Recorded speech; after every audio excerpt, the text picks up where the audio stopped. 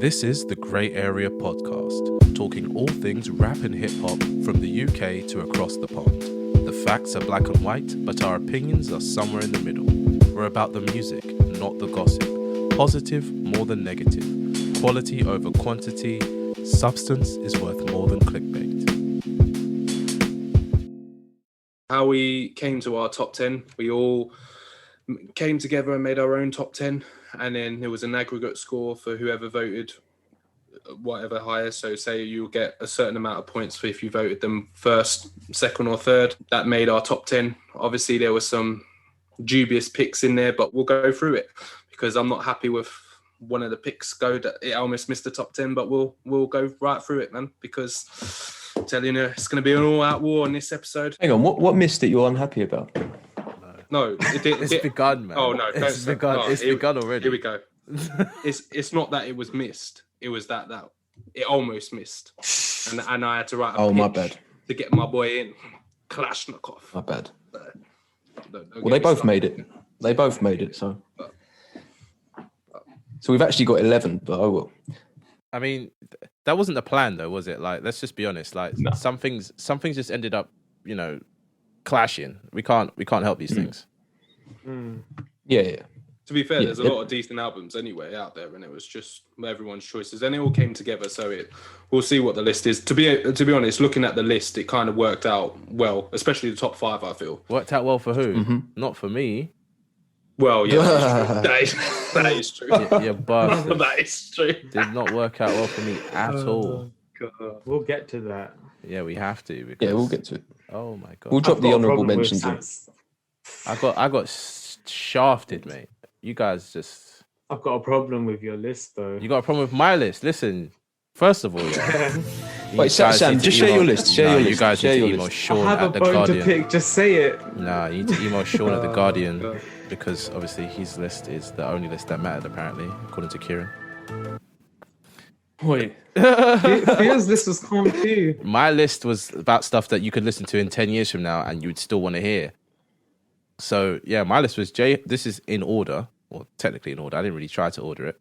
J Hus Common Sense, Skepta Konnichiwa, Gets Conflict of Interest, Kano Hoodies All Summer, Jeremy Integrity, Rich 32 Growing Over Life, Gigs Landlord, Jest the Dragon of an Ordinary Family, Jesus Christ, couldn't even say that, Cass is Dead, the number 23, and MIA AIM, or AIM, I don't know how she's saying that. But yeah, Look, nah. On paper, that sounds hard, and I like all of those albums a lot. But I feel like You're missing some OGs. you just got to look obviously, yeah, like in context of the albums, like you see on the aggregate list. yeah, but I'm not doing it from the Nah. perspective of these are the best albums because they were critically acclaimed, like Mr. at the Guardian did, or you know what I mean, or Mr. Copycat List did. These are albums that I think 10 years from now, Nah. people can listen to and understand what UK music was and is. All these other wishy-washy, poorly mixed, you know what I mean, fucking label pushed albums that you guys have aggregated into this. Don't know about that. I don't know about that. Do you know what I mean? There's one in here that You've got the most commercial albums, though. it's not commercial because What do you the mean music label has push? become popular music. So it's not Heatwave. It's not bloody Boy in the Corner. That's a commercial album. If we're gonna start talking about what commercial means, or a commercial artist is, these are people that have stayed loyal to the soil and won't be swayed by them big boy bucks. They've always been doing, and they will always do what they want. Now, as for this other list, you know what I mean? What I'm gonna say is there might be some tears in it, and some of you might need to dry your eyes, mate. To be fair, no, I actually think going on that pun, I think you're quite correct because listening to that album again, man, I don't know if The Streets belong in the top 10. I'm just gonna He's say so that high right up now. because certain people Just gonna say that right now. had the same list. You know, like in the test where you yeah. copy the person over to the right and they've got the wrong answer, so you both failed the test. That's what happened here. Yeah, I don't think The Streets. Wait, will be are you in the top talking about 10. me? Not Oh gonna yeah, lie. of course I'm talking about you. Oh. No, I know what they did, and I know what they did. I know that they were like There was they corroboration. brought a different Hang on, they hang on, brought a different hang feel on, to it, hang and I on. know Mike Skinner's done a great thing, but listening to that album, nah, For me, I don't think it should be in the top 10. Top That's 10. Wait, let's start with the two that scrapes it. Let's start with 11 and 10. See what he's We're doing done. 10th. See what he's done. Let's Yeah, see no, with the. he's ready. Let's go. I mean, Let's I'm ready, go. man. Let me speak on an album that I didn't pick, yeah, but I have listened to and I have digested with conscious thought, right? So here we go. I've got my little monologue ready. I'm doing what Kieran won't because, you know, why not? So Kalashnikov, it's the Sagas of, a great album. It feels dated. It was released in 2004. Does this represent UK music, or is it just old school hip hop with a decent UK MC on it? No. Is it timeless? No. But the bars are hard. The flows are very ahead of their time. There's a reason why he's never blown up, and I don't want to say why, but I will. He's limited. No, say it. Say it. I said it. He's You limited. got to say it. You got to. Yeah, I you said gotta he's say it. limited. Yeah. Compared to what came out here in the UK at that time, that is top tier work from a production standpoint and from a bar standpoint, right? But compared to the global market, it offers nothing unique.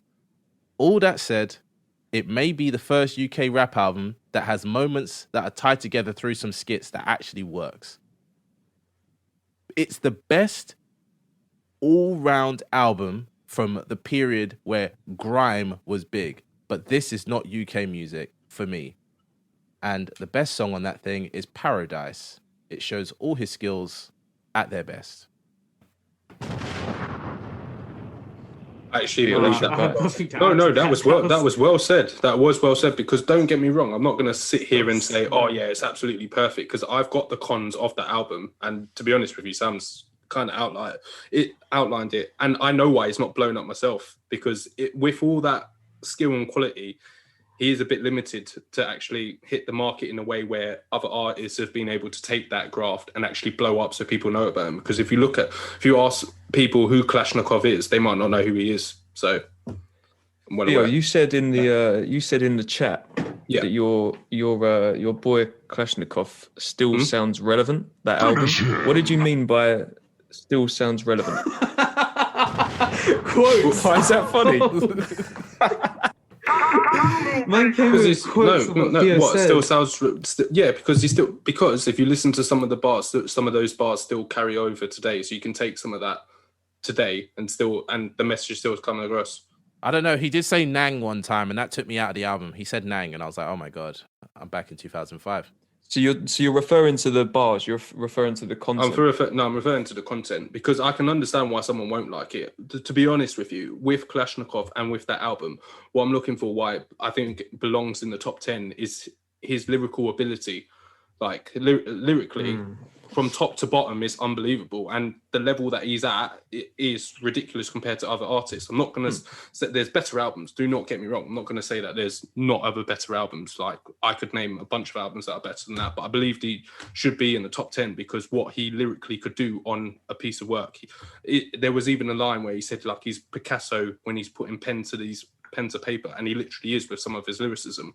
So it's mainly the content for me.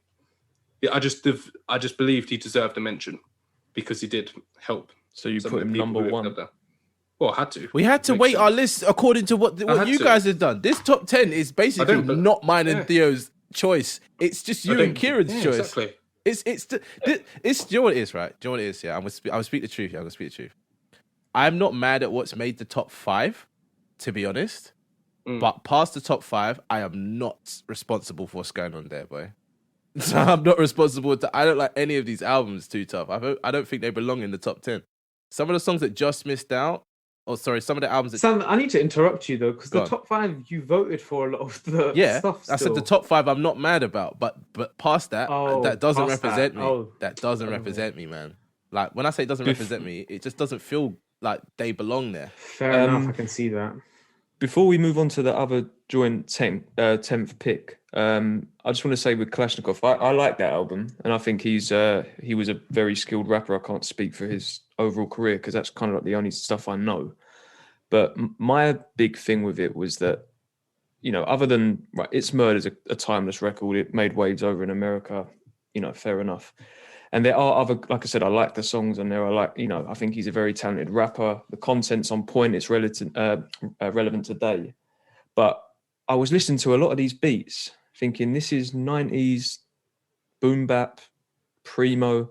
And when you said about relevant feel, I know you've clarified it now, but when you were saying relevant, I was thinking, what rapper, UK or US, raps over them beats now and you know, That's what I'm develops a saying. following It's just or sparks? It's No, just I know. American very music. dated for me. It's just Yeah, but American that's- music. And that's the Yeah, other thing yeah. as well. It felt very, And that's the why only it's not difference blown is, up. and I'll come onto it in more detail, like, you know, UK hip hop, up until around this point, really and truthfully didn't have like authenticity or, you know, it didn't feel English, it didn't feel British until a different artist that we'll come on to. There are big names that, you know, are very sort of influential and whatnot, but the music really, and if you listen to like UK hip hop in the 90s, it was a lot of it was just guys from like London and the surrounding counties rapping over knockoff Primo and, you know, Dr. Dre beats. It wasn't really UK. And whilst this guy took it to another level with the lyricism and the content, the production just don't stand up today, and it doesn't sound UK like Sam says. It doesn't feel authentic. That's exactly what I was thinking the whole time I was Exactly. listening to it. Only the skits felt authentic. But that's why he's not blown up. If you want to know why he's not popular, that's why. That's why. Remember, in the picture, I was trying to say I couldn't say that's grime. It's not grime. It's not UK music. You don't get that sound of this is British culture. You can't put that album on and think, oh, this guy's from the UK. It doesn't sound like that at all. He sounds like he's just, like you said, rapping over US beats, and it's the prime reason because guess what? We'll mention it, but Dizzy released his album a year earlier before that, and look how, because that was so, for what you can get, that's raw, harsh, like sort of British sounding music, it was different, wasn't it? Whereas this, he couldn't really blow up from this, and then he fell behind everybody else because then more people followed, and that sound of grime then developed, didn't it? So then people knew what British urban music was, and that grew, and Kalashnikov couldn't get on that wave, hence why he's not blown up. Simple. Yeah. But to keep it positive, though, what I will say is another reason why I think is some of the stuff he was saying was so honest and so raw that I don't think record labels wanted to touch him. There's some pretty like hard hitting stuff that he says in here that I don't think a lot of you know, A&Rs and, you know, labels really wanted to associate with. He wasn't, you know, he wasn't holding back at all with some of the stuff he was saying, especially with the skits and whatnot. I think he was trying to be conscious to a degree, because even the name of his collective, but you know, his group Kemet, like it's all about like Egyptian stuff and all that kind of thing. So maybe realistically, yeah, he's just one of those outsider artists that should have blown up that never did. Like an I do Immortal hear Technique. influences. I hear him in people like Loki and Akala, people like that. Yeah, but who listens to those people? No offense to them, but you know what I mean? It's fair enough. But I mean, it's not like I don't think he kind of came and went. Do you know what I mean? I think he has had an impact in a sense. But yeah, that's why I'm not trying to put you on the spot or anything, Phil, but that was like my cool. main gripe. And fortunately, Sam said it as well. But I'm glad he's got a mention. I'm glad he's sort of in the mix. But the other album, I had a question. Though, just go for it. Yeah, go ahead. Well, you said that Kalashnikov influenced Getz and Kano for you. Yeah. And in what way? Is that like a no? quote? I think no.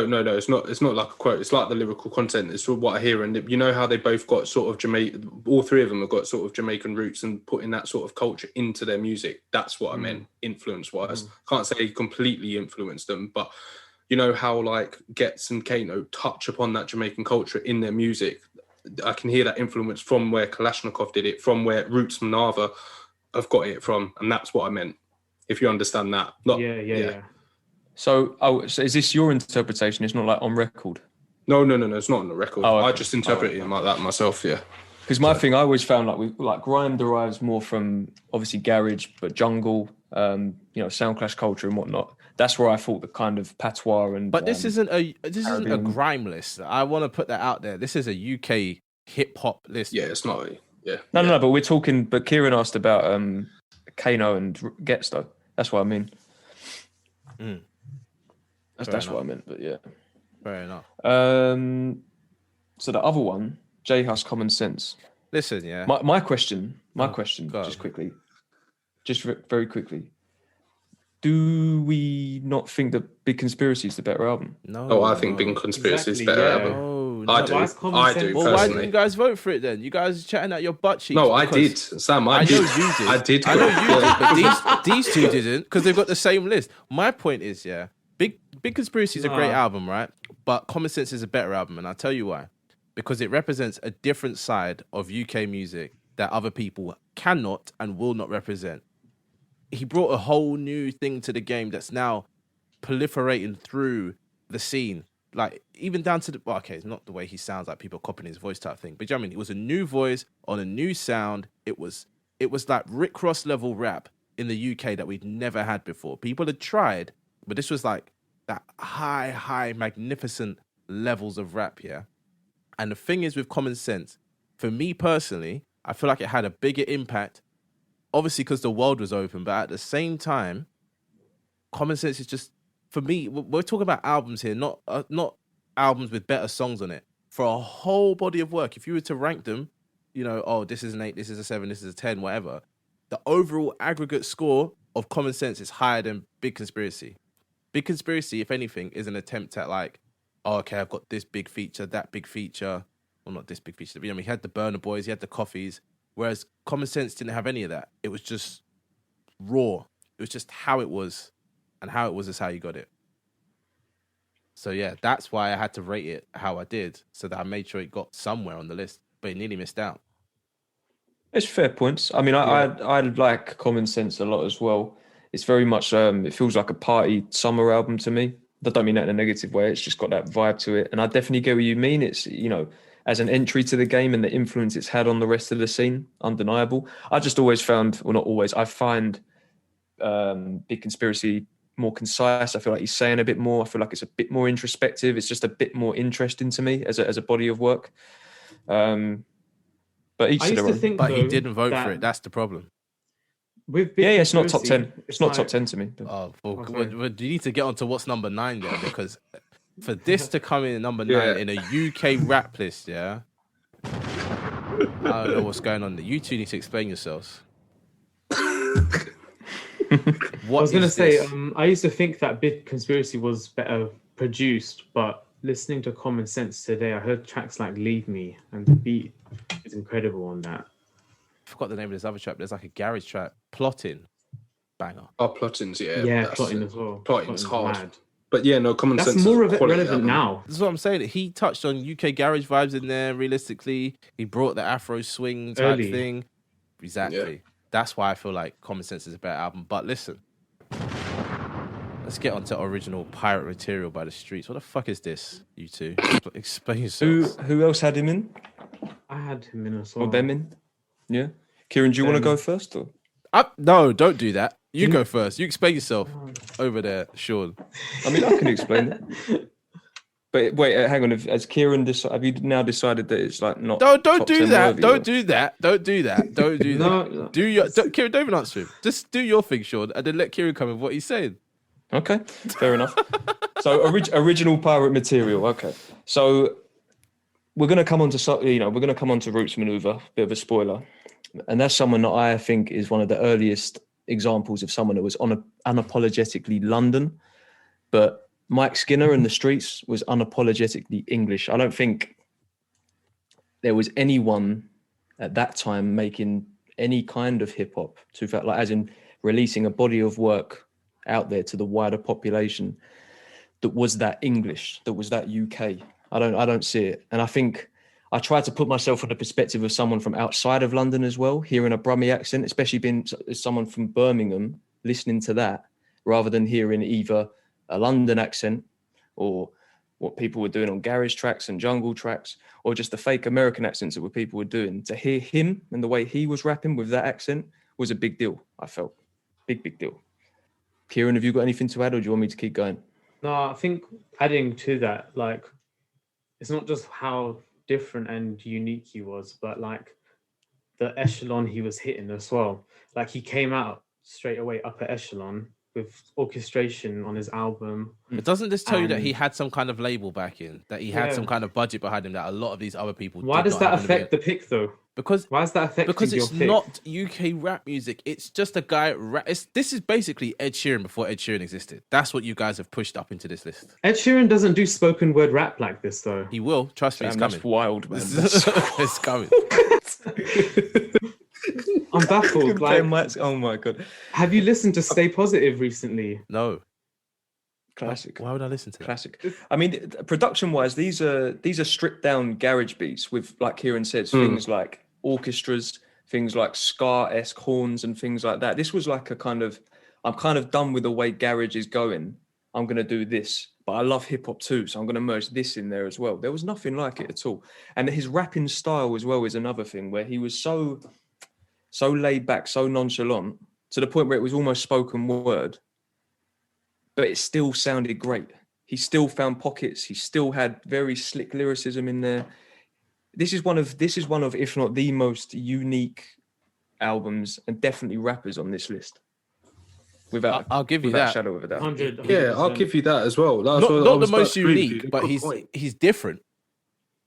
And One thing I've got to say though is that like the album is a mood, and like if you're not in the mood that the album's giving you, you're not going to enjoy it. Like this album fluctuates for me. Sometimes it's like just like a mid 8 or something. Other times it's a 10 because like just the way it feels when you're actually in the mood is mad. Like you're hearing all these sounds everywhere, and this voice you've never heard from other people before either.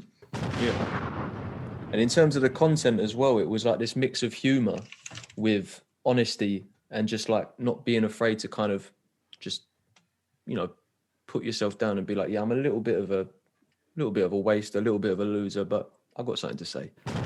He wasn't like trying to flash about with, fancy jewelry or like, I've got this car. Or Because I he didn't shoot have the this money, that's person, why. blah, blah, blah. but that's the beauty of it. There's loads of people out there. I think it's incredibly relatable to a huge demographic of just working class Britain, really. If anything, right, I feel like if we were to redo this list in 10 years' time, original pirate material, because let's not be honest, he's representing the white crowd here. If we're gonna replace him with somebody, yeah. I know Slow Tie is not completely white, but it would be Slow Tie. For what the points you're saying is of strip down this type of beat, original this, da da da da da.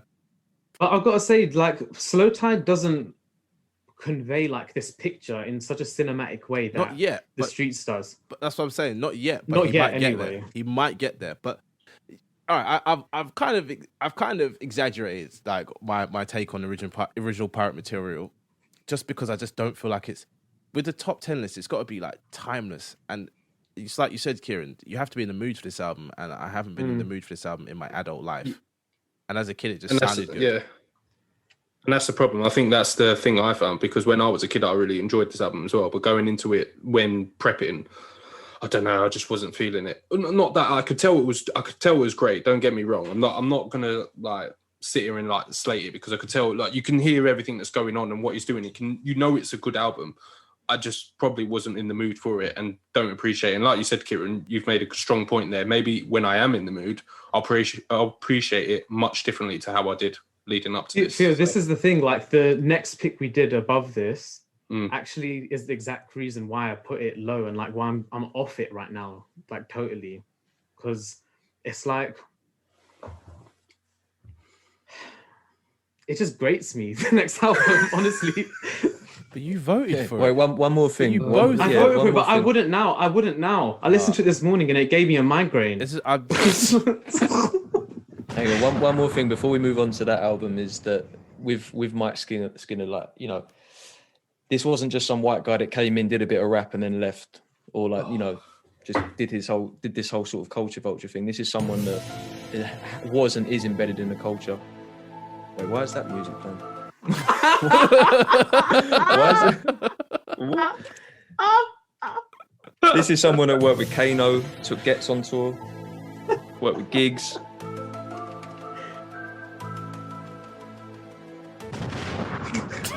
I'm sorry. Moving on. No. Yeah, I don't get that one. No, That's a bit of a finish strange one, what but you're saying. I won't do it again. I promise. No, I was like, I don't know whether to keep talking. Yeah, you have to. Yeah, It adds to the fair vibe when you talk over the.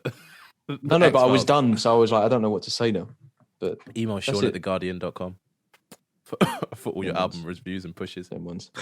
Right, let's get to it. Let's just get to it. Boy in the Corner. Why does it grate you, Kieran?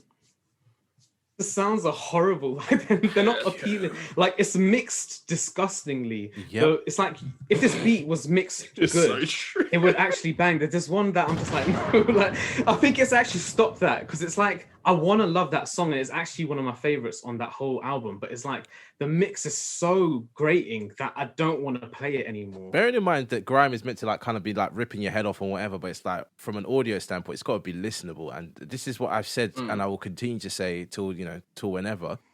Grime music was not appealing to me as a child or when I was growing up because the mixes were trash, like complete trash. Literally, like for a decade, I've been thinking Just the Rascals the only well mixed and produced song on. Oh, that No, whole I Love album. You is Like, mixed well. I Love You is mixed quite Yeah, well. that is. Yeah, no, I Love You is It's- brilliant. But I tell It you is what's a bit mixed bad lo-fi though. still. But That's- Live O, that's the aesthetic like I of it. can't listen to that song. Like even though he's rapping really well on Live O, it's that horrible sound. Oh, it puts That's me the off worst. Yeah. every time I listen to it. Like, who wants to hear that malarkey in the background, man? No, I'm Sean not looks like he's feeling about to have a that. heart attack, man. But we have to give the balance before Sean even speaks. Like it is a good Yeah, like yeah. punk Oh, anarchy definitely. kind of album. Yeah, but and even the punk voice music's is mixed well, so I incredible. don't know where we're going with this because realistically, all these sound. Proper punk's not mixed. Look, well. look, look, wait, It wait, is- wait, wait. It is no. Look From though, the standpoint of what do punk this. music is, yeah, of these people are like fuck the system. They've made great sounding music that sounds punk. This is a grime album. All the sounds came in a computer, right? And it's just like they haven't even. It's like whatever was made when it was high in the studio is what we're hearing now all 10, 15 years later.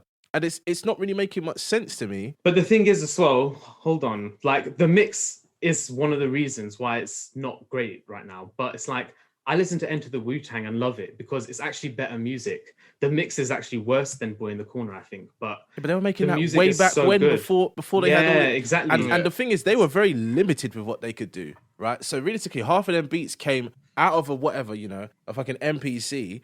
One track's gone, and they've only got, maybe another 2 or 3 tracks to record on for all of them to do their bars and whatever. So it was a lot more limited. But with this, I feel like there needs to be a remastered version of this album, and that might bump it up for me. Definitely. But because from a bar standpoint, it's a great album, yeah. But like, Oh, yeah, 100%. when you're thinking about a whole album, you want to have something that's listenable, that you can not sit with, but do you know what I mean? That there's an environment where it can play, and you're not going to go and be like, oh God, like, it's hurting my Some of ears. it's boring as well, you know. Oh, Like, no, 100%. There's I a feel few that as songs well, that are yeah. genuinely really boring, and I'm just like, I can't even listen to this. There's no energy in his raps in some of them, which is crazy because some of them are really energetic. It's just filler. If Dizzy was to make an album, yeah, like a proper, like an effort at an album now, it would be amazing. But I don't know. I don't know how to say it without sounding rude, yeah. But like this literally feels like he recorded it in the Estates, and that's literally all it ever was. It's like he never was like, this is a body of work, this is an amazing thing. It's kind of like, do you know what I mean? This is just 15 studio It's like a sessions. mixtape. Yeah. Literally. Right, Yeah. that. I was waiting for someone to say that because before everything you were saying prior to that to me is literally just his personal preference. Because if you're not feeling grime, if you don't really like grime, then this and any other purely grime album is not going to work for you. So that's fair enough. I'm not gonna say anything to that. But to say it's just 15 tracks put together is wrong. It's completely wrong. It sorry. doesn't start and end anywhere. This is an album. This is an album with an arc. It has an arc. If you go from Sitting Here to Brand New Day to Jezebel to Do It, there is an arc. He starts off as someone who is completely pessimistic. He's depressed. He's anxious. He's got PTSD. He's watching the things going around him in the hood. He gets to Brand New Day, where it's like, okay, look, there's a bit of positivity here, but there's all this shit still going on. If you go to Jezebel, but you think about the tracks that came before that with I Love You, with Round We Go, there's a lot of talk of like love and relationships. He gets to Jezebel and provides a very mature, kind of complete stance on things like underage pregnancy and whatnot. And then you get to Do It, where it's like, you know what? You can do it. It's a positive message. It's like, there's still this shit going on, but I'm going to try and be the best person. I'm going to try and make something of myself. So to say that there's like just 15 tracks put together randomly is wrong. But There's for a you, definite character arc. the man that said about concise and all this kind of stuff previously, this is a 15-song album, yeah? Each song is over 3 minutes because back then it was acceptable to make songs over 3 minutes, right? But let's say by today's standards, this is a very, very long album, yeah? Are you not telling me there's not at least 5, maybe even 6 tracks that you could just take out of this and it's still it's gonna make it play better? For me personally, no, because I love it. That's why I put it as my number one. This is to me, in my opinion, the greatest UK rap album. No, it's not. Look, like I said, I'm not precious about it. I'm not bothered. It's opinion. It's not like I'm gonna go and cry in a corner. It's just. Oh, I didn't mean the pun there, but that's Sean's in terms of this cry in the corner. Yeah, cry in the corner. Yeah. If Drake did grime. We need to sell that. There's 2 tracks on here. There's 2 tracks for me that don't actually fit within that arc that I'm saying, and one is Fix Up Look Sharp, and the other one is Just a Rascal. It doesn't mean I don't like them songs, but to me those were the 2 clear radio. I'm going for radio with these songs. They actually got mastered. I bet the other tracks didn't get it. This is what I'm saying. But I think that was when I said there's 5-6 tracks that could be taken out of this. Nice. When I said there's 5-6 tracks that could be taken out of this, yeah, I don't mean it's been taken out and thrown in the bin. I feel like there could have been an EP that would have made more sense. So I'm saying, sitting here, I Love You, Fix Up Look Sharp, and Just a Rascal. Those 4 songs together could have made a nice little EP. But they're just, I don't know.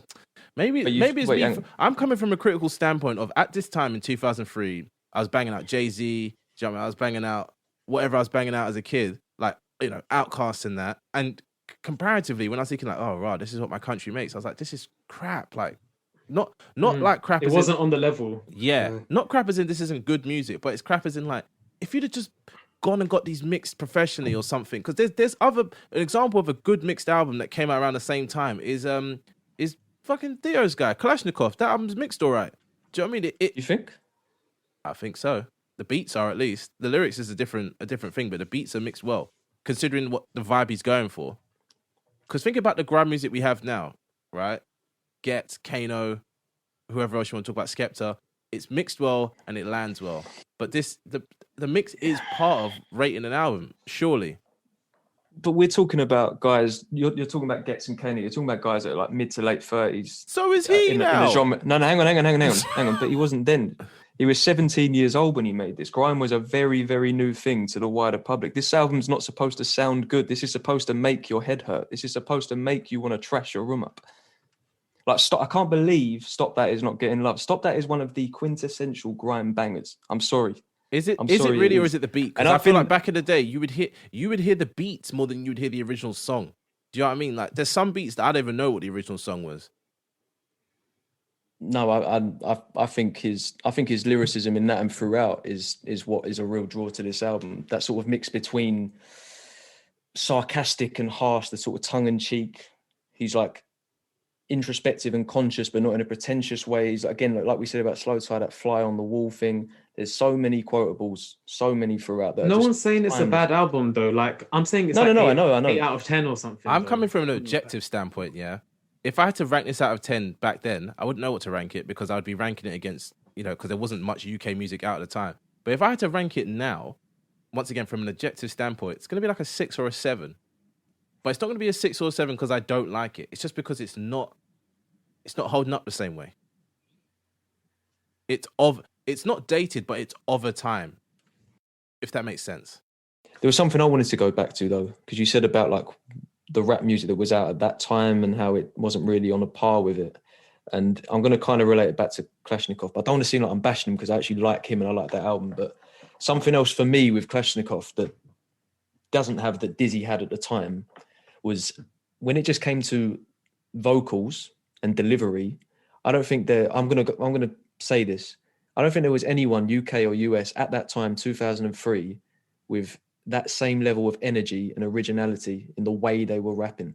Dizzy's voice was and is incredible. Anybody that's relevant now was rapping back then. Not relevant, but is big now, was rapping back then. And who do you think? He was the young, do you know what I mean? The young offering of these people that, you know, that represent Newham. He is the representation of a Getz and a Kano and a Wiley. Do you know what I mean? He is there their golden child. I feel like they fed all the best parts of themselves into this one person. And what's his name? Yeah. Jammer. All these people, all of BBK, all of these guys, they were putting all their hopes and dreams on him in the hope that he would give it back. But then he never gave it back, which is a whole different conversation. That's a different story. Yeah, I mean, there's other personal things with that, or why I think Dizzy went the path he did. But like you say, it's the money, it's a different conversation. If you're coming from hardship and you want to get out, let's be honest, man. It's about money. He's not coming from a place where it's like, you know what, I don't mind being at home, whatever. It's like he's like, this place is shit. These men are saying, I'll give you money. He's like, let me take the money.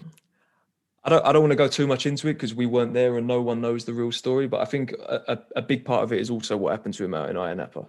I think a 17, 18-year-old kid going out there, getting stabbed, being out there with a bunch of olders, not really feeling like he's got the support and the backing out there. Whatever happened, I don't know the full story. But I feel like he was kind of, and he said it in interviews before, he didn't want to be involved with any of that. He was kind of done with the scene at that point. And it makes me understand why he went the route he did. And he's tried to come back musically with his last two albums, and it's just not the same. I think that there was a Boy in the Corner is one of those, like, it's his, for me, it's like the stars aligned and that's his peak, and he won't ever capture that again. I don't mean to be disrespectful, but it's just I don't know how else to describe it other than he reached his peak when he first came out the gates. On the head. This is a good first album, right? But I think just to clarify as well, it's not my personal favourite on this list. It's not my personal favourite UK rap album of all time. I just think if you take everything into consideration, to me, it's just I'm not sure what else was on the level in terms of a debut, but had the impact that it did. Because I actually think in terms of if we're talking pure grime, I don't think it's ever been matched. The impact's huge. Just like you said in regards to his voice, because I remember when I Love You came out and how everybody was like, oh my goodness, what is this? And it was different, and the energy, the energy was something else. Yeah, exactly. And I remember watching it on Channel U, thinking, who's this guy? And then, but like you said, there was big impact. So there's no discussion on that really. Without it, we wouldn't have the scene we have today. At least not by now. But exactly. I don't know. I feel like I'm being unnecessarily harsh about it. But now we need to get to a person who makes 2 appearances on this list for reasons that I'm not quite sure about. But yeah, let's get into this. I actually thought that was going to get way more heated, but that was pretty calm and collected. And it's all good. That was mature. Anyway, we can get mature if you want. I'm joking. MIA. So we got 2 albums on the list. We got her first 2. Oh, you're giving away the bait, man. Trying to build suspension. I'm joking, gun. Oh, fuck. No, I'm joking. Suspension, suspense. Yeah, go on. I wanted to ask Kieran a question just about MIA in general. I just want to throw it out there. I think it's undeniable the impact that she's had on music, and I think that especially a record like Carla you can put it on today and it just completely fits in. It's not dated in any sense. But when we're talking rap, are these top 10 greatest UK rap album worthy? Is it a rap album? Because it feels dancey. Question. It feels a very dancey. Good question. Yeah. Rap is a technique, though. We're not talking about a genre. And she definitely raps. She raps in the same way you could say Mike Skinner's a rapper. Do you know what I mean? Yeah, that's a very good point. And, because because when I listened to all 10 in like from top to bottom, and I was like, do you know what? These actually are really similar rappers in the way that they're actually coming so different to every UK rapper that we're questioning, are they even rap music anymore? But the fact is they all are on this list. Realistically as well, sorry to cut you, Kieran, but it's like, you want to talk about Dizzy being punk and all this type of stuff. Arguably, she's kind of punk too. She's got that. No, she very much is. She reminds me heavily of The Clash.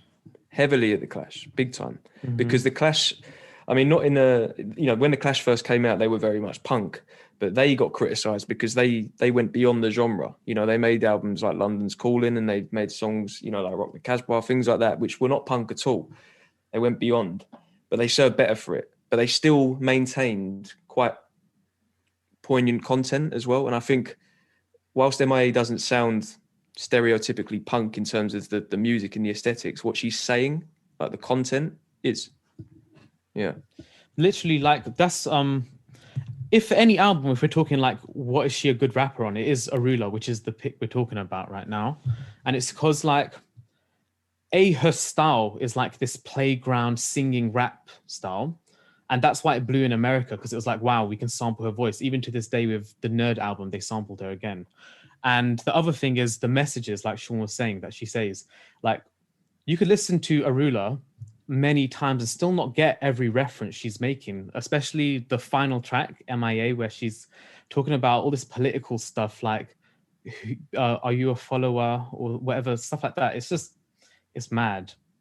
She had a lot to say in a time. I think like she's said enough to get blacklisted, to be honest. And I think that's kind of what might have happened to her with later on in her career. She was kind of saying, she was not saying the same things. You know what I was saying about Kalashnikov, how he was saying things that were very near the mark and very like brutally honest, and that's maybe why he didn't get to that next stage and kind of, you know, sign with a big label and things like that. Maybe that's why they didn't want to touch him. I feel like she somehow managed to get her way into a label and then just pissed them the hell off and worried the hell out of them with the stuff she was saying. America cancelled her, I think, and like she was sick. She blew in America. Like that's not even a common thing for a UK rapper. I think out of all the artists on this list, she probably is the biggest in America. Maybe Skepta's getting close, but I was going to say, Skepta might be. But Skepta would be close. But I do agree. I do think MIA is the biggest out of all of them. In terms of going over, across the pond, as they like to say, but definitely. And we know, America's the global sphere as well of exactly. media digestion. I think the difference between her and Skepta in terms of the popularity is Skepta obviously made a very conscious effort going out there around, 2014-ish time, and was out there going to radio stations, handing a mixtape around, just kind of starting from the ground up, and then worked with big names out in America. It feels like MIA wasn't really doing that, especially rappers. There's no big name rappers on her first two albums other than Timbaland, but that was more Timbaland was as a producer, but she did it in a different way, which is even more impressive in a way, I guess, in terms of how popular she became.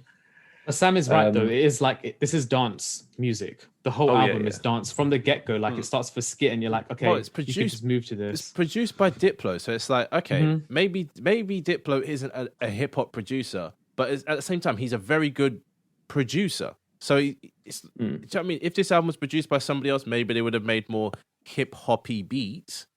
But she's definitely rapping. Do you know what I mean? Let's not. Oh yeah, definitely. Let's not. Lie to us. No, I'm glad you made the comparison between her and Mike Skinner, because well, that's what I got when I was listening through the top 10. I thought it was a brilliant point from Kieran, because that's exactly what I felt when I was listening to MIA. I could relate it to Mike Skinner, how they are definitely rapping on their album, but they're doing it in their sort of, it's different, isn't it? But you cannot not listen to it and say that they're not rapping, because they are rapping. It's clear. Yeah. Definitely, 100%. It's just different because it's not embodied in this whole like, oh, hit this flow, do this thing, hit this pocket. It's like you said, Sean, before. It's like spoken word. Yeah, I guess so. Yeah, but then that leads me to the other question, which is the better rap album? Because we're doing a rap album list. Which is the better rap album? Well, wait, we've got to go in sequence, surely. But I mean, it's probably for me, it's MIA, the AIM album. Sorry. That's interesting. Carla and Arula are great albums, but as a rap album, she's rapping a lot more on AIM. I don't know when you guys last listened to it, but she's actually rapping. She's rapping a lot, but I chose Carla because the rap songs that are on Carla are so good that I feel like it trumps all of her content elsewhere. Like even just Paper Planes, which is actually quite a light one. There's other rap tunes on Carla that are crazy, and it's like it's far and few because she does a lot more singing in that album. She also worked with hip hop producers in Carla. That's what gave it a more hip hoppy feel. She worked with Timbaland, she worked with Black Stars. So it's like, that's why it fell higher for me. Okay, makes sense. Yeah. I prefer the debut personally. But as the rap album, I put Carla ahead. But I did prefer the debut, but after listening to them back and forth, I prefer Carla to Arula, to be honest with you. Oh, really? So I definitely do. I think there's just a lot more on Carla. I really do.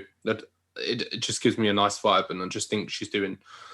I don't It's know. an elevation. Like yeah, her it artistry is Yeah. a lot better. Like she's making records instead of like rap tracks, which is what Exactly. like Arula does Yeah. a lot. Yeah. Do you know what song on there I really like? Really like? It's Jimmy. Jimmy's I love mad. that song. Jimmy's crazy. I love that song.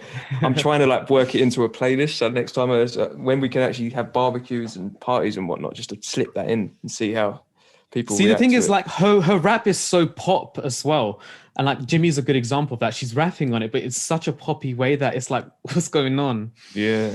I love it. And the other song I like off the first album is Sun Showers. I really like Sun Showers. Nice. Tune, man. That's a summer tune.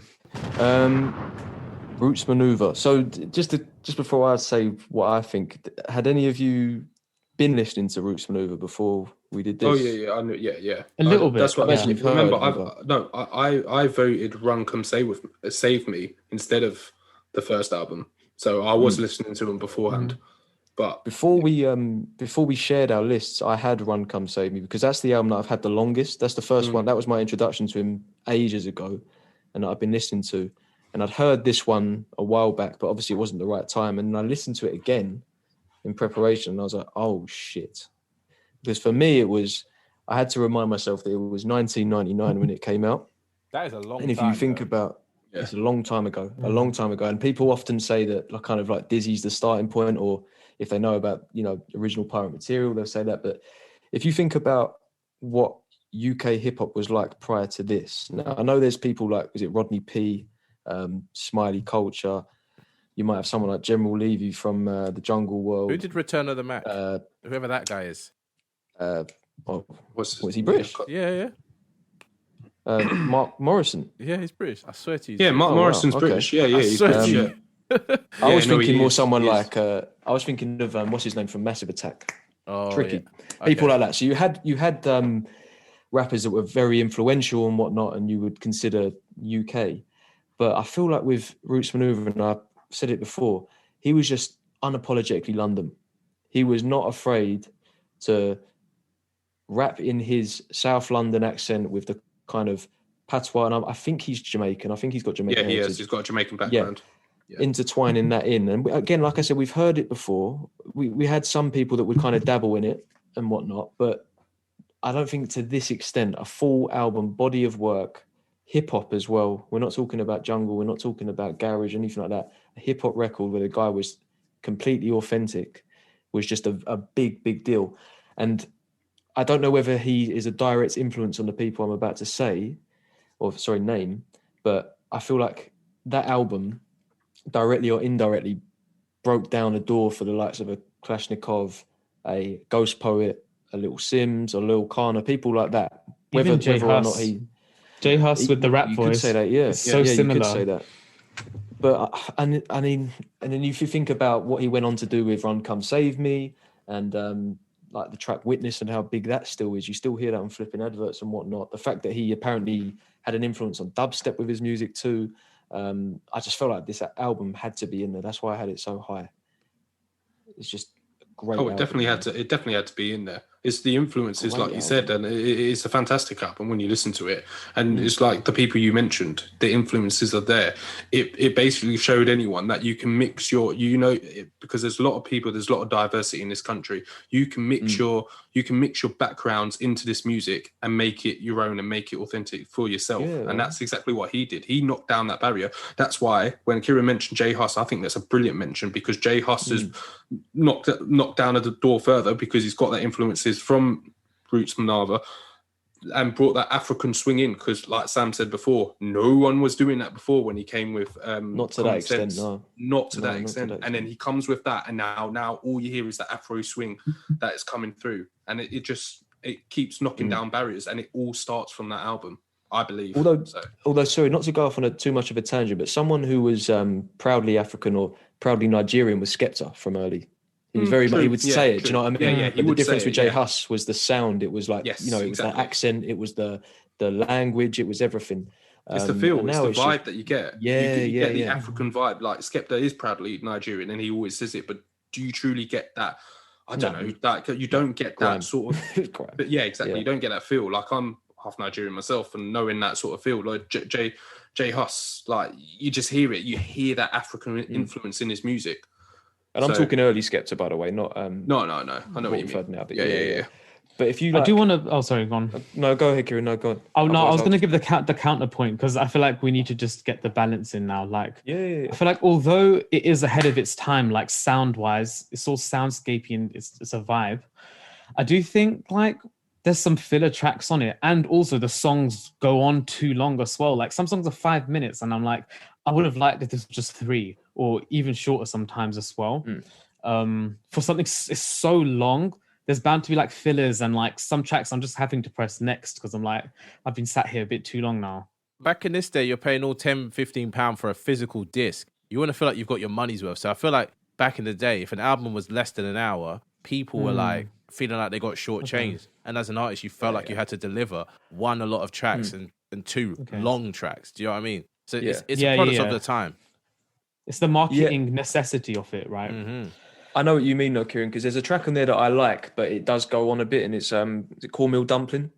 Yeah. Which, do you know what? As original as he was, I can still hear his kind of influences from the US, and that track for me could sit right next to something like Watermelon off Common's album Resurrection, just the whole vibe of it. But I think for me, I agree with you. There are definitely, I don't know about filler, but tracks that are kind of noticeably not on the level of others. Do you know what it is? It's maybe it's not filler, but yeah, the highs are so high. Like the final track, Motion 5000. Oh, it's fantastic, crazy. isn't it? Like, It's unbelieved.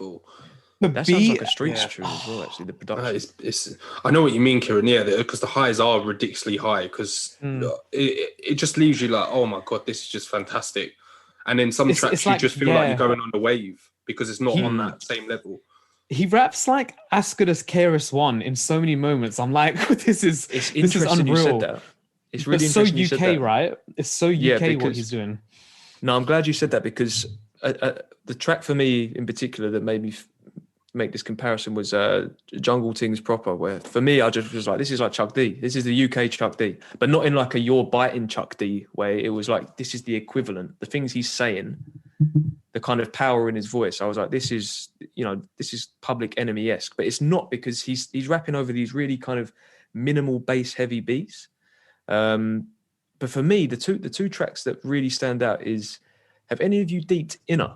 Track 4. Yeah. It's crazy. That has got to be the earliest depiction of gentrification I've heard in UK rap music, where this guy is just painting this vivid picture of what it's like to be in your area and just feel like it's not yours anymore, and that it's just the vibe is off. I don't think I've heard a track before that from this country to do it that well anyway. Crazy. And then the storytelling on Strange Behavior, where he's talking about the woman he's not seen in a while, and then goes to her house and she just whips out the heroin. It's like, what? The storytelling is so vivid. Like that's Biggie level storytelling. I was just what? And then movements, like as an opening track, the vibe it creates, it's like this really sort of paranoid, eerie feeling. Like it's almost like he's walking down the road, hood up, raining, pitch black, and you've got like one earphone in because you don't know if someone's going to come behind you and jump you. It's just got that weird, I don't know, it's a bit like anxiety inducing. But I love it. Why hasn't this album been celebrated more? It's over 20 years old now. Why has it not been celebrated more? That's a good question. I'm not going to even lie to you. I don't even know the answer to that, because it should be, and I don't know the answer. Lack of promotion, maybe, because it's people gone don't gold say or like silver or something. I just looked. Yeah, that's decent. Yeah, but do you know what? It's also the first UK rap album I'm aware of that got critical acclaim in the States. I think Pitchfork gave it 9.5, which is ridiculously high. Wow, that's good.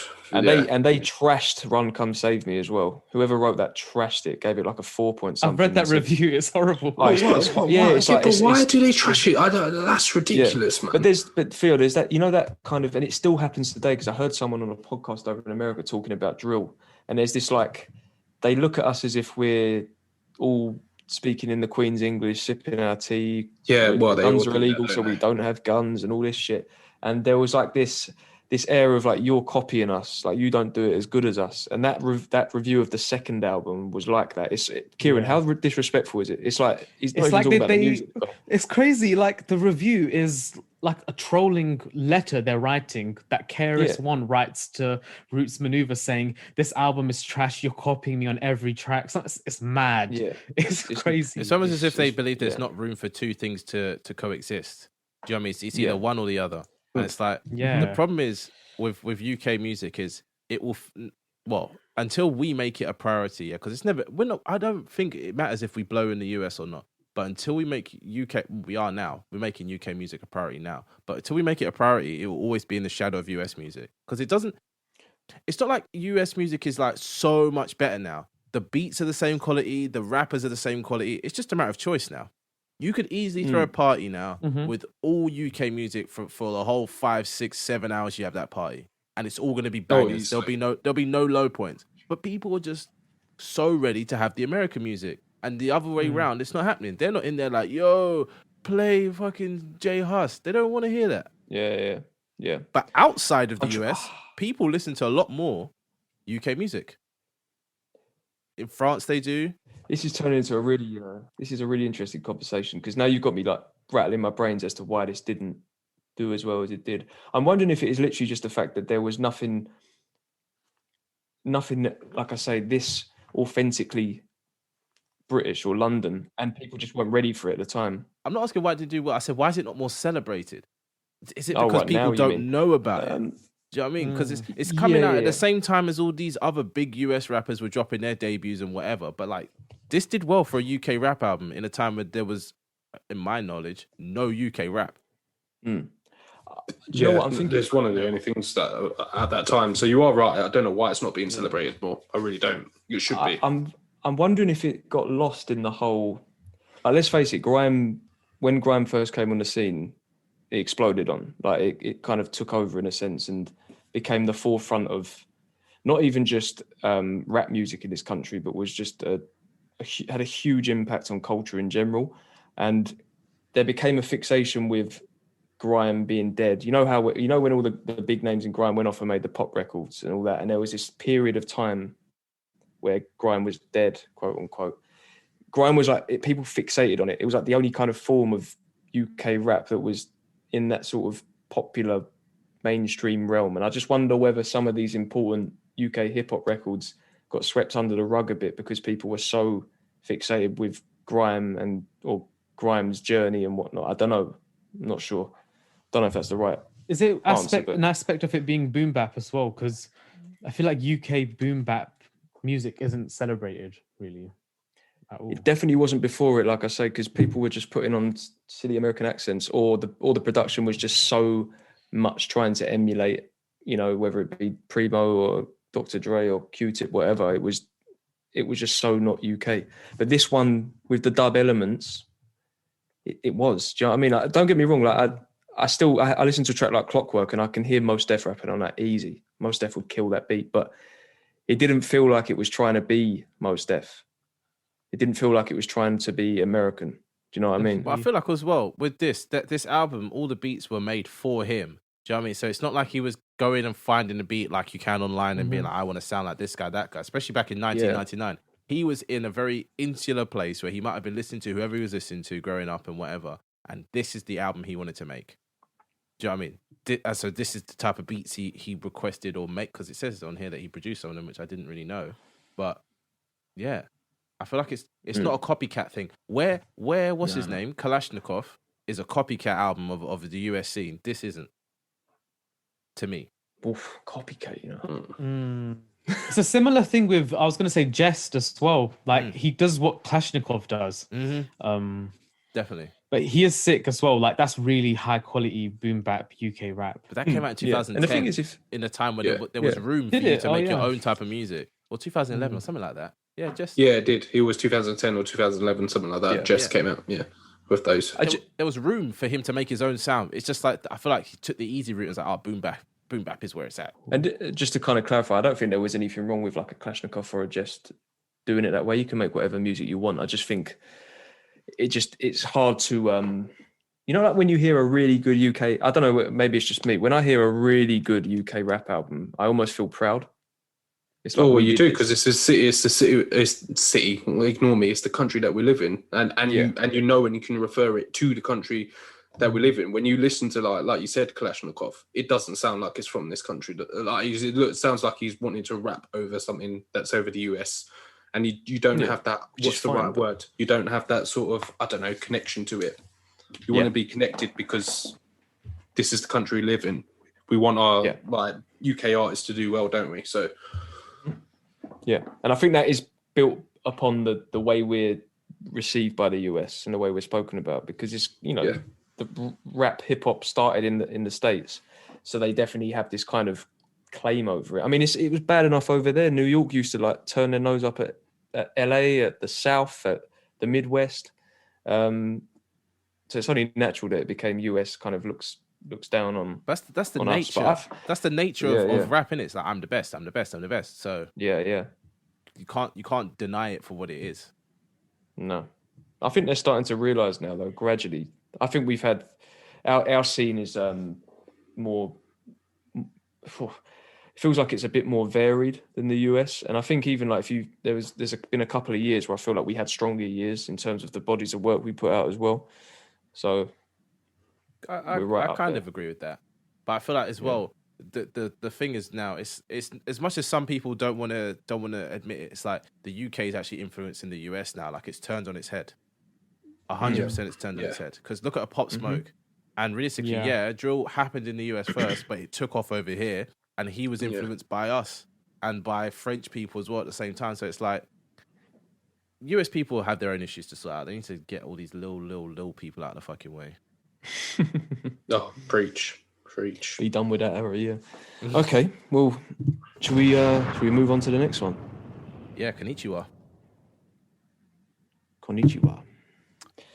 I'm not gonna lie, Konnichiwa. I put this in there because I feel like it was a moment, and it was a big cultural moment for the resurgence, not of grime, but of UK music in quality and not notoriety, but remember that thing he did in Shoreditch where he turned up and performed live and all that kind of stuff and did shut down. That was crazy. That was mad. It brought something back. Like it marked something that I can't quite put my finger on completely, but that's why it was in my top 10. You know what? It is a historic moment, and like when you frame it like that, I always think like, okay, I don't rate this album like critically, like the ones we've mentioned already, but the moment it created was crazy. Incredible. And what is more British than having, a fucking postage stamp as your album artwork? Yeah. I mean, I say that right. in jest, but it's like, for me, as a UK rap album, it has to have had some kind of impact on the scene that has changed the trajectory of things, or changed that person's, life, as in it's like they've blown up. Now, that doesn't make it mainstream or anything, but let's be honest. Before this, Skepta didn't really have any albums. You know what I mean? He didn't have any projects where you'd be like, oh, this is a project type thing. Like, yeah, Microphone Champion, whatever, doing it again, whatever, Blacklisted, whatever. But this is like, whoa, you have to take this in. And it's some of the best features I've heard in a while. Well, Blacklisted was a start, wasn't it? I remember he did that YouTube video where it was just him staring at the screen talking about, I think, like his career trajectory and just, I don't know, it seemed like he was going through something, and then Blacklisted came out and we were getting like the odd song here and like the singles and whatnot. And then it was when That's Not Me came out, where I was like, oh shit, like what's going on here? I haven't heard anything like this in a while. Well, I had because it samples Pies by Wiley, doesn't it? Am I right there? I think I'm right. But I mean, I just hadn't heard that energy in a very long time. Probably since something like Next Hype. I hadn't heard something like that. I remember walking into the flipping SU at uni and hearing it and being like, why are they playing like grime in it? And then the guy I lived with at the time was like, have you not heard this? So what are you talking about? He's like, it's a new Skepta song. I was like, no. Really? This is the thing. It's still, even to this day though. I put it on today and I was like, wait, this song actually still gasses me. Most of it gasses me. How many times have I said? I put it on the other day. I flipping wanted to throw the chair out the window. I'm not even gonna lie to you, man. Gasses me way too much, man. I go into that little pocket towards the end of the album of Man, Shut Down, and That's Not Me. Amazing, and that's what really lifted. That's what lifted this album. Yeah. To where it got to, and that's why I'm glad it's ended up where it ended up. It's in the top 5, but I don't know why you guys didn't pick it if we're talking about impact and all this kind of stuff. And Well, Yeah. you can see Do you know I what it picked it on my was? list. I'm sure it's on my list. Yeah, If it it's is, not, yes. then I'll hold my hands. Yep, there we go. Do you know what it is for me? It kind of alludes to what Kieran said. Is that I tried to just kind of, I know I shouldn't really do it, but I took in the music on its own, and listening to it now, almost 5 years later, you don't have all the kind of moments going on around it. It did give me memories and whatnot, but I just felt like as a body of work, like it doesn't really set a kind of consistent vibe like a Brand New Second Hand does. It doesn't really have a character arc like A Boy in the Corner, and it doesn't really have a story like original Pirate Material. it's just a collection just- of bangers. That's literally all it It is. is, yeah, It yeah, is. yeah. And I don't want to disrespect it. It's a great album, and it's a moment. It's to be honest, it's arguably the. Oh, I feel like I shouldn't really say this. 'cause This I is don't know what if brought I'm- Drake over Right, here. but Let's not lie. I was- This I is what was- brought Yeah, no, Drake it's over true. here. Did yeah, but I was going to say it feels like it might be the biggest moment behind Boy in the Corner in terms of impact, because it was huge. This was huge. This was I can't definitely the think of any resurgence of other- seeing people in tracksuits and that. People, you know what I mean? Cheeky Oh, big Nando's time. crowd back in the tracksuits. big time. But it just yeah, in terms of maybe Kieran will explain it better, but just in terms of the music itself, there's quite a few albums on this list that are behind it that I would personally just put ahead of it. Well, obviously it didn't make my top 10, but yeah. But we're coming from a standpoint of analyzing, you know, the bars, the beats, the story arc and whatever. But it's like undeniably, out of all the albums we've got on here, this one has the most not the most bangers, but the most banging bangers on it. Do you know what I mean? Out of 100 yeah, all below this, there's no album on it that's got like 3-4 tracks that are a 11 out of 10 type vibe.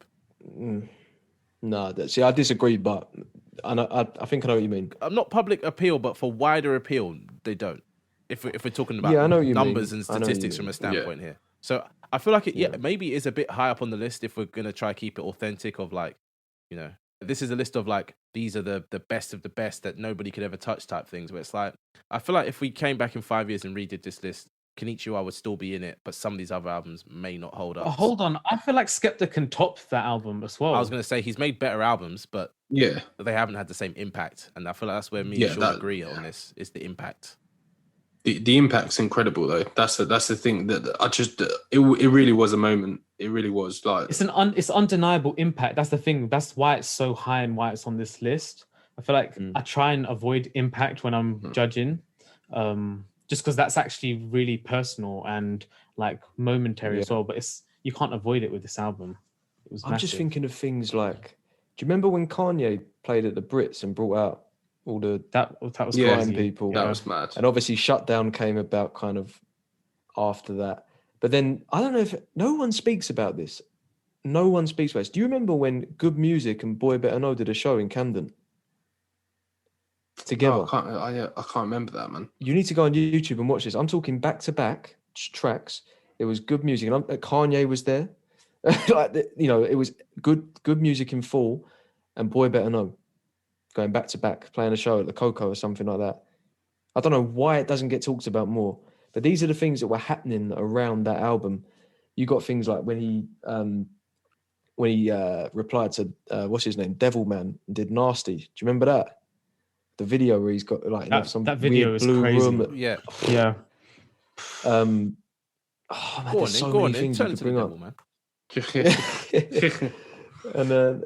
and then we didn't talk about It Ain't Safe as well. That to me, when Oh, I first heard It Ain't Safe, I was like, this is exactly what I want to hear from a UK and a US artist. This was like the perfect alignment of sound. I just thought, And Skepta's the only person to cross over properly. Like he's got songs with ASAP Rocky that still work and all this kind of stuff. You know They what I mean? all bang. Oh, They all yeah, bang. all of them.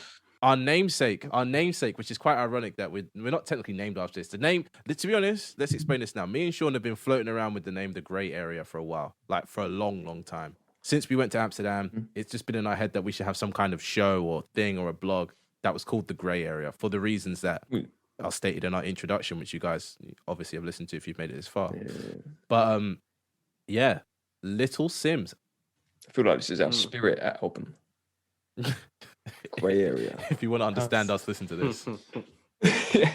Sam, what do you think about it? Because you're the only one that didn't vote for it. Do you know what's hilarious, right? I've seen her live, right? About 4 years ago now. I seen her live, and I thought this is an amazing rapper. Like, I hope she blows up, not knowing that she'd already blown up. I didn't know. Imagine I didn't know that was Little Sims when I was looking at her. I was like, oh wow, you know what I mean? Like this girl here, you know what I mean? This girl here from London or whatever. She really deserves to pop off. And then yeah, I didn't realize that she had like a pretty decent track record behind her. Because I feel like when I saw her performing, she only had. Let me look at the track. Let me look at her discography here. Yeah, she only had A Curious Tale. Stillness in Wonderland hadn't come out, or it just come out, or something like that. So she hadn't really popped off. But I imagine Sean would have told me about her from before, because Sean's been hot on Little Sims for a little while now. Yeah, I have, but it was never like there wasn't. Just for whatever reason, there wasn't an album that I was sitting with or that I loved. I think it just came down to timing. It was this one. It was this project where, for the first time, a body of work, I just kept on playing it over and over again when it came out, over and over again. I liked this album, right? And if I had to rank it, it would be like an 8 or a 9. Like, it's a very, very good album. But you know what it is for me? I feel like she's got a better album inside her.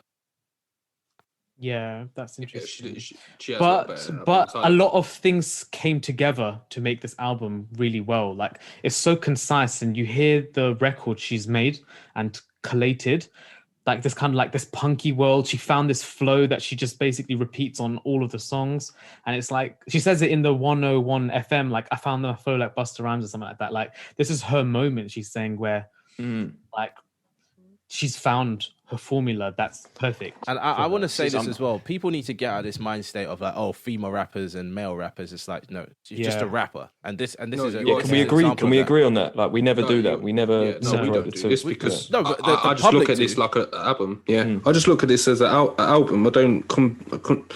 There's no difference between female rappers and male rappers. There's just rappers and rappers. If you just want to put it like that. And this album's solid because out of all the new school people, this is amazing.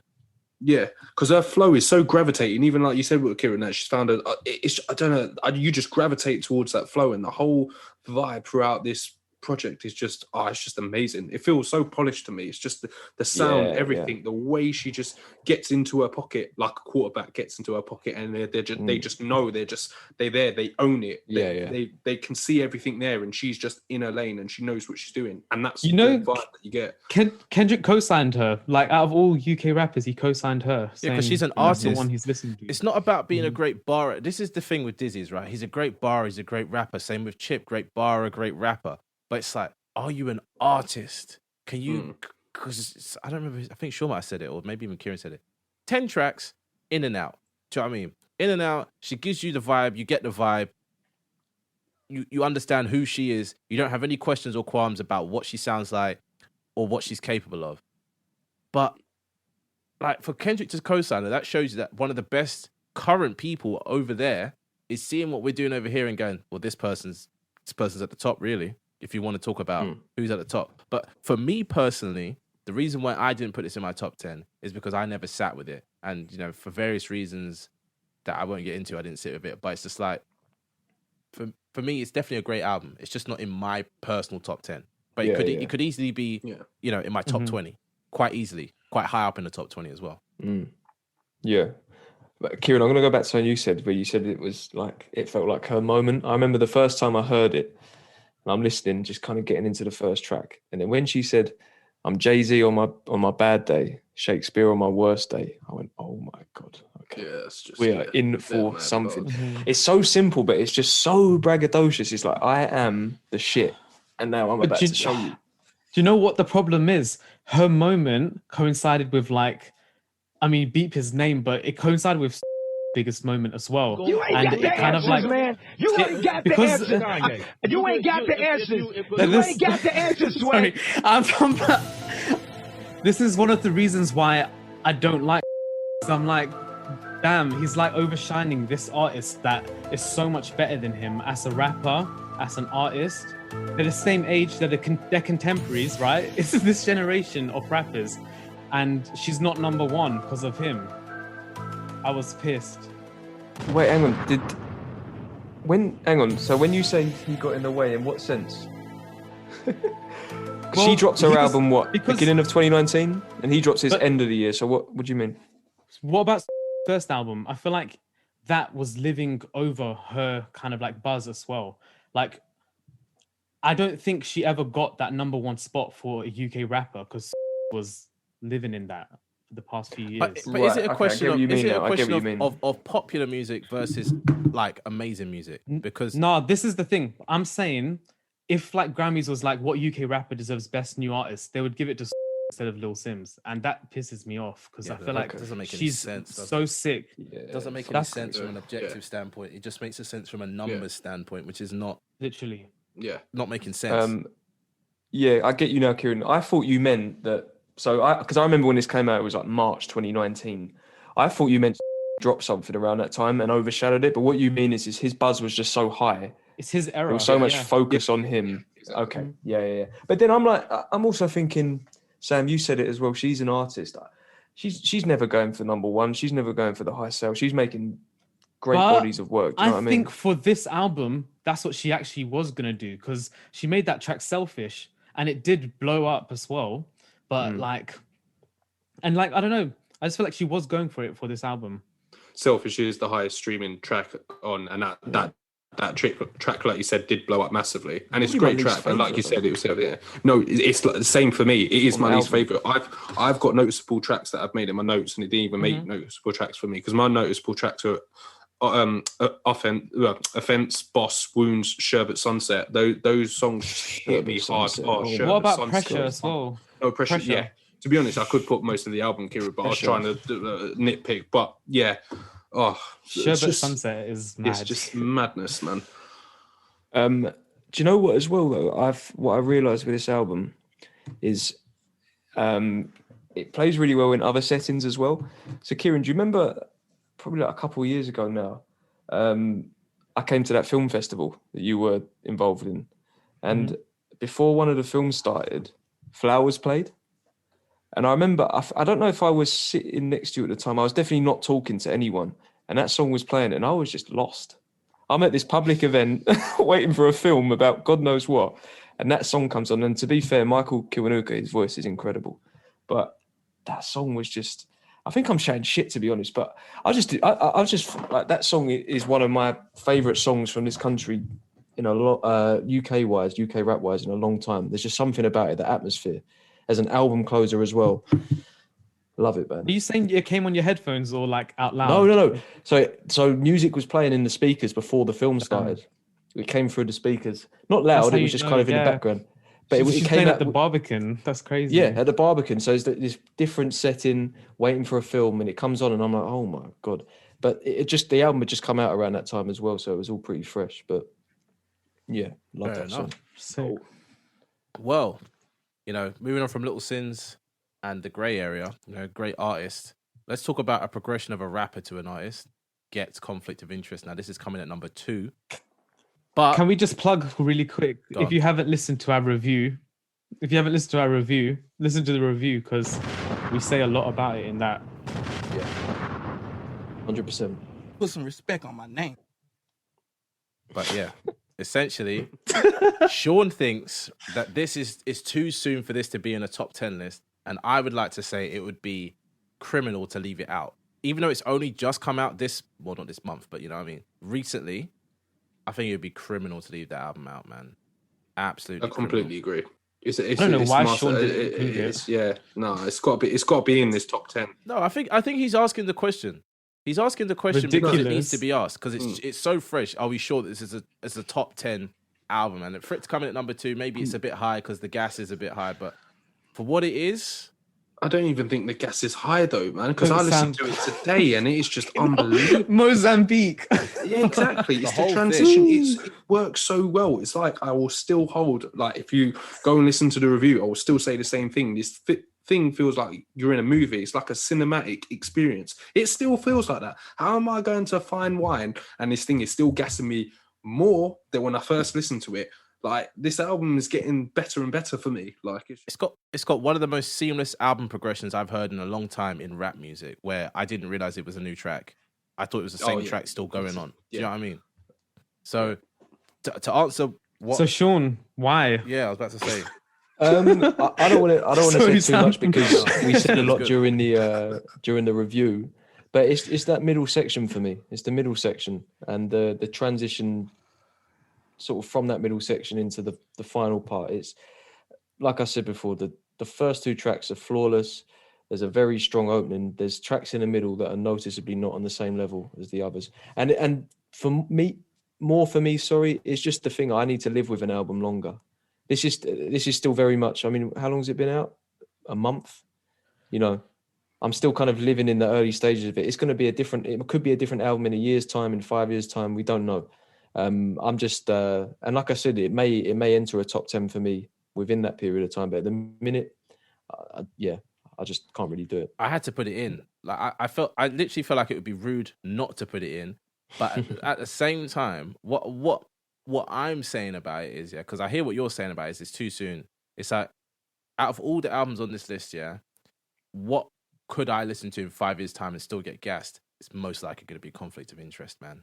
Oh, and 100%. that's not because there's nothing to do. It's not like I have a moment like where you said you had that moment with Little Sims where you listened to Flowers and it took you to a different place. I don't have any like memories attached to it. It's just really good music. Like really, really good music. But you don't have those memories yet because you've not lived with it long enough. You might have those memories in a year's time. I feel like by now, if the world was open, by now I would have gone to some party or gone to some event and I would have heard it play and I would have been like, this is a gas. Do you know what I mean? This is a gas. Yeah. I'm just gassed off of it solely alone. For me, though, it's the sheer fact that I still remember where I was when I listened to this album, and that does not happen a lot for different albums. I know once that happens, it's a great album. Great album. I only remember where I was for great albums. Some albums that I don't know, I don't care for a lot, or it was great or decent. I don't remember. Like I couldn't tell you where I was for Slow Tie's album. I'm not gonna lie to you, but I could tell you where I was for this one, and it says it. It says it.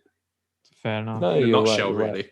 And I think Kieran compared it to Good Kid, Mad City in that sense, which is one of the most vivid first listens I've ever had to an album in my life. That was, God, I can remember like almost every track. I can remember what socks he was wearing and everything. I swear, Sean, you took a sandwich break halfway through or something. I did. I went and got food. Got halfway through. I did a big quint. I went and got some like sandwich and some grapes or something like that. Oh, well. Yeah, man, that was a big night. That was just me on my own in my room. But not to graze over what this album has done. It's the only album in this list that's charted that high. Is it really? Yeah, none of these have been top two or number one, have they? Ooh, We might need to check this, but I feel like I'm not speaking out of turn here. I think you might be right. What about Konnichiwa though? Surely Konnichiwa would have been that. high? It was not that high. It was definitely. Might have been Really? top 10, but it wasn't because it would have been more of a moment otherwise. Oh, because it was more singles. It won, yeah, it that won was more Mercury singles, Award. to It be won a fair. whole bunch of shit, but it did not. It did not do what this has done. Sorry, I know we're going back to it just very quickly. Why is it called Konnichiwa? Does it matter? I have no understanding. The song is sick though, so it's like fair enough. You named the album after the song, and like his 'Cause website is Hello Skepta, so I feel like Konnichiwa's hello. So Yeah. Oh yeah, Kenichi's hello. I remember hearing that sword at the beginning, the samurai sword, thinking like, what are we in for here? And how are these singles going to fit in? And then there was just kind of no other. I feel like it's just one of mention of, the, like, it's just a throwaway thing. There's no real kind of like thought put into the Yeah. name. It's like this is the most banging track. wait, to me. I think it's because it's his introduction to the world, surely, like to Oh, like no. American market. Don't do like that. Konnichiwa world. Don't do that. That's what I think it is. Don't do that, man. And it looks let's like- not give it meaning it doesn't have. Come on, it like, looks like come to on. bring it back. It looks like it hit number 2, and this you is why I sure was about saying. this? I thought I'm pretty sure. I'm Yeah, not I'm looking seeing at. it. I'm seeing Oh, UK hang on, weekly albums. charts. But what's OOC? Official. Okay, it hit number 2. Yeah. So I'm, this is why I asked before. Like, this was Gets' album the biggest moment since this, because I wouldn't put Gets'. It's not a moment on the level of Konnichiwa, because Konnichiwa was like kind of almost 3 years in the making. But Konnichiwa definitely, from looking at that, it charted very high as well. So, But It's them two. give Conflict of Interest some time. I guarantee it's going to win a whole bunch of awards. You know, hope Conflict so. of Interest is number 1 on the R&B charts in UK. Yeah, That's that's how they crazy. that's how they rank How rap does music. that They put it in the even R&B work? chart. I don't know why. That's ridiculous. this is why I only really pay attention to the main charts, because the way, and I feel like this with awards as well, the way they categorize things is just off. I don't like it. I don't like it Well, at it's all. like Tyler said. And then stop putting and me in a sometimes I box. don't even like it. Yeah, and I don't even sometimes like it to be categorized. But anyway, that's another conversation, I reckon. But yeah, I get why you've put it in here with Gets. I do get it. I'm not. It's not wild to me, but yeah, for me, I'm just one of them people. I need more time. It's arguably the best rapping performance on this whole list, though, other than our number one spot. I think. Yeah, I was going to say yeah. And out of all of our Other lists, than that one. it's the most representative of the scene from back then till now. Do you know what I mean? Because I remember you guys were even saying it had G-funk elements. Yeah. Whereas the rest of these albums have like a consistent theme of like this is sounding like this and this is doing like this. But this album goes all the way back and all the way. Errors. You know what I mean? Yeah, all the way till now. Definitely. I had a thought about the G-funk bit. I had a little think about it the other day when I was listening to it, and I don't know whether you will agree or not. I feel like did the G-funk elements get put in there because in those songs it seems like he's rapping from a younger perspective or like from an earlier time in his life, and perhaps he was listening to Snoop and Dre and people like that at that time, and that's why it was put into the songs. That's sick. I think it could be that. Yeah. I like that, man. Guess wow. Yeah, I might have to listen to the album again later tonight. Oh well, I listened to it today, man. The album still bangs. That's all I'm saying. Jesus. So powerful. Strap on the lap like a serviette. Hoodies all summer. Ooh, I'm gonna let you guys go away with this one because for me it's a great album, but it's not. I mean, it's not the best. Can we just play 3 years later quickly just to get into the vibe? Yeah, man. Just play the whole album just like before. Oh man.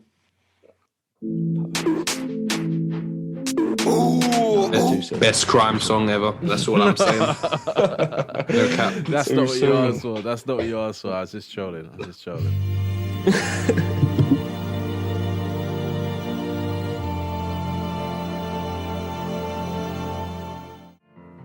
Effecto. A very strong opening to a very good album. 100%. Oh, good. When I first heard him say "vroom vroom" running up the A40, I went mad. I was like, Let's be honest. I lived in it. No, to be honest, it deserves number one. Out of all the criteria we've laid out of barring and cohesive themes and moments and this and that, it hits all of those on a 10 for me. It's unfortunate the podcast didn't exist back then. Do you know what I mean? Because we would have given this a 10. Or maybe Sean would have gone, is it too soon for a 10? Because, this album is quite new. I need to sit with this album for 2 years before I can give it a 10, I was going to say, I felt like this album had an instant community impact because of the subject matter that it was tackling. I noticed it in I was running workshops in some community center for creative things, and they were just handing out the CD to people for free and stuff like that. So I just knew it was a moment for affecting kids growing up and stuff like that will want to listen to just rap music and stuff. It was a different moment than any of these other albums have ever tried to be. It was a community moment. Even the cover up with the whole hands in the middle thing, everyone's done that. Do you know what I mean? Everyone knows that feeling, but it's I feel like your album artwork definitely tells you a lot about what you're about to hear. And this album just it hits in that regard of it's a community album. It's full of community. Yeah, I didn't know that, Kieran. Obviously, that's your experience, but that's quite powerful. I didn't, That is very powerful. Wow. But that's what this album does. Yeah, meanwhile, me and Theo over there throwing our laptops around to class of Deja. Kira's living in history right there.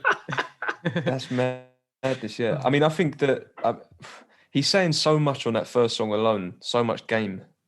And then throughout the whole album in general, there's just, even if they're not moments in terms of higher numbers and topping charts and winning awards, there was just I don't know, this had a feeling. You can't really put it into words.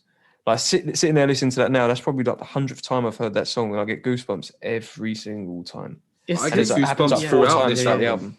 It doesn't Yeah. even need to hit numbers. I get goosebumps throughout this album because I don't even care about the numbers. I feel sorry for Kano because this is such an amazing body of work and it deserves more respect and more numbers.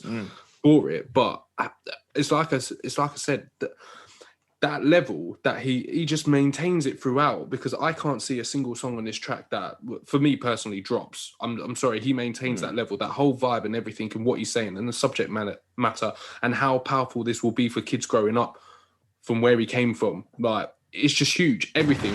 And the thing is, what I get from it as well, listening, especially like having lived in East Ham and in East London, when I listen to this album, I feel as if I'm there with him. Like and that's the thing. And so many kids growing up can relate to that. And the message he's sending across is just perfect. So for me, this album's so powerful and it has to be number one. Yeah. So the level of care he put into the artistry of it as well, like the sound choice that's in basically like every track has this like vocal sample in it that glues every song, and it hits every song as hard as the last one.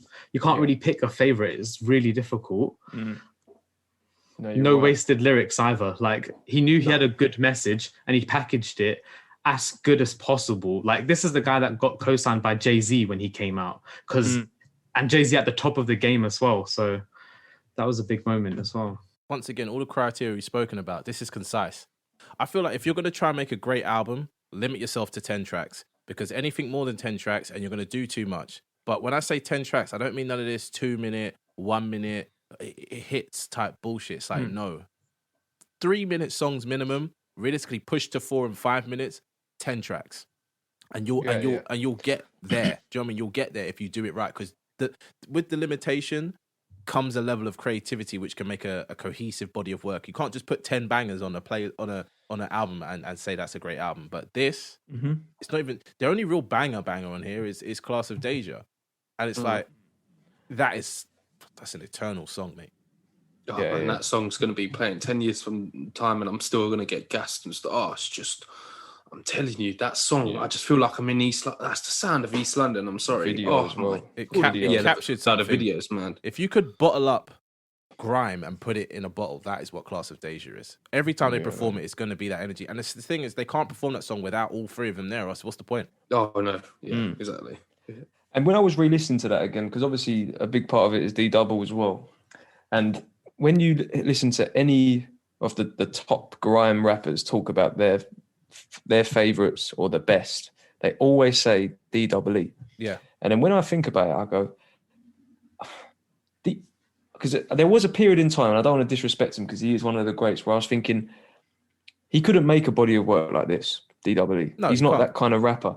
But then I realized but then I thought back to grime in its earliest days and grime in its essence and where it works best. And we're talking about pirate radio, we're talking about, raves, clashes and whatnot.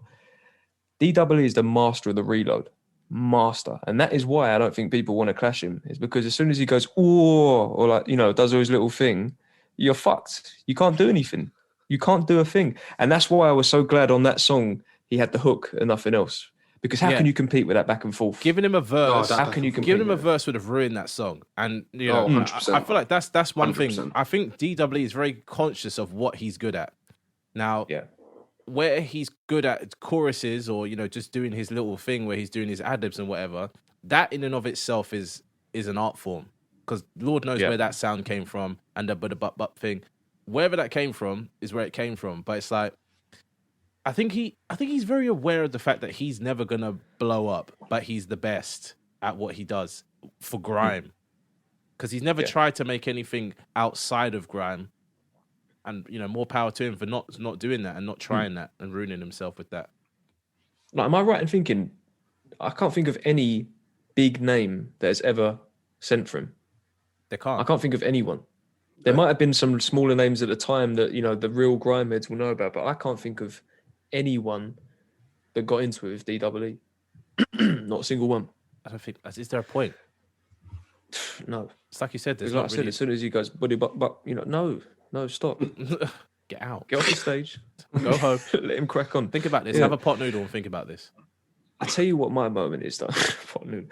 I tell you what my moment on this album, though, is the beat switch on Teardrops. Yeah. That for me that's so, is one of the most, because of what he's saying as well, the powerful lyrics, and then the way it just switches up. Oh my God.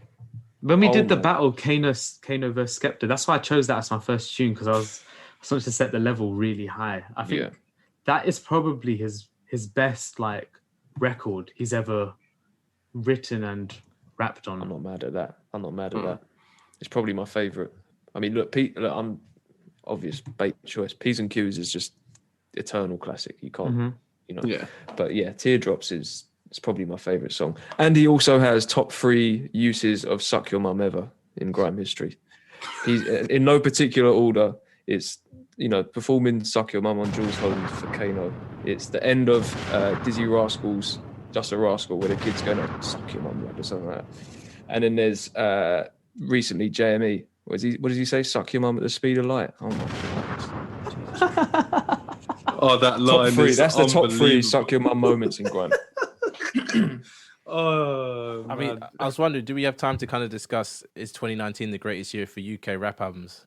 You know, you said Dave Psychodrama. Name the albums. Dave Psychodrama, Slow Tie, Nothing Great About Britain, Jamie Grime MC, Little Sims Grey Area. I'm sure we're missing a few that came out around that Hoodies time. All Summer was also that year. Hoodies, Yeah. So, Strong. is it the greatest year for UK rap albums? So far, yeah. But I feel like we haven't had I'd say so. We're in our silver age. We're not in our golden age yet. Our golden age is to come in this decade for sure. No, definitely big time. Big time. Yeah, you might be right, Yeah. It's coming. But yeah, I just felt like that album, in terms of bodies of work, I can't remember a year with that many. And it's not even just the level, it's the variety. Like you had something, I always say this, is Kano's Hoodies All Summer is where I didn't know it until I heard it, but that it's where I wanted grime to go. It's where I wanted it to evolve to. It was just like the perfect, it's what you want to hear from a guy at that age doing grime, mixing these other influences in. Perfect. It's like what he did with Made in the Manor, where he's like, it dropped that year, right? And we were like, this is setting the bar for what grime albums should be. And it like in 2019, he done it again, but he set the bar even higher this time. Yeah, exactly. big time. And he probably got overshadowed a little bit in 2016 because Skepta was just so huge at that point. It just culturally was just everywhere. But and then you had Little Sims, who's arguably made the greatest UK hip hop album of all time, arguably. And then you've got Slow Tie doing his thing, which you can't really put in a box. I don't really know what you would call Slow Tie. Then there's JME, who made a solid grime album. One that tells you it's grime on the face. Do you know what I mean? Tell from the jump, you're like, this is meant to be grime music. And I feel like a lot of people shy away from saying the word grime because it's got like all these weird connotations with it. But Jamie has never shied away from that.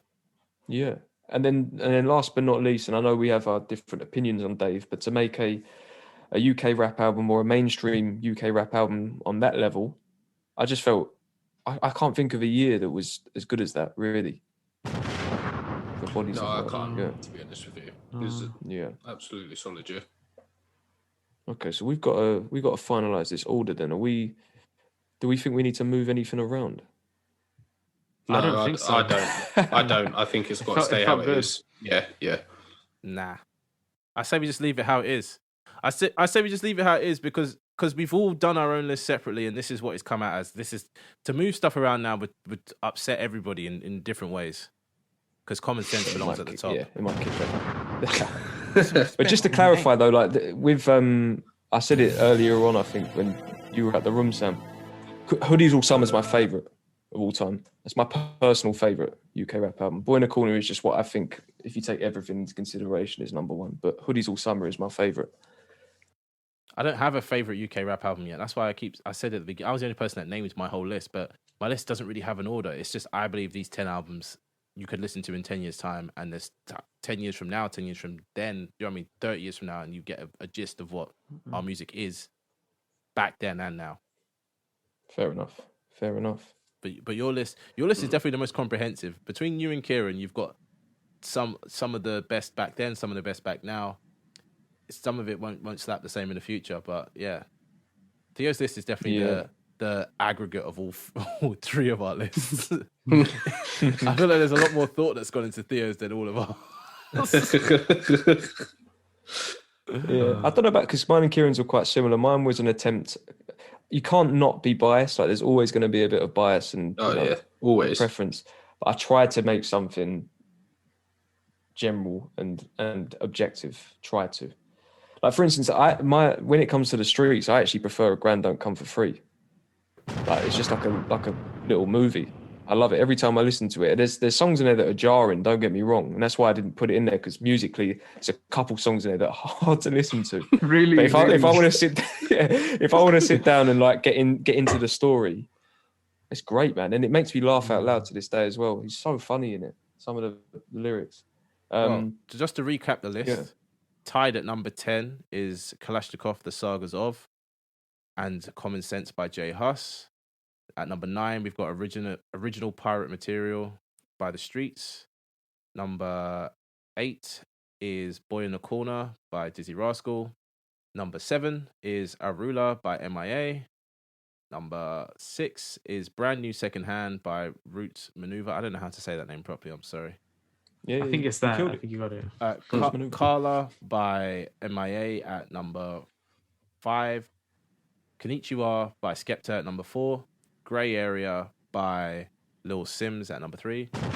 Shout out for the name. Conflict of Interest by Gets at number 2. And Hoodies All Summer by Kano at number 1. Put some respect on my name. Woody Bop Bop.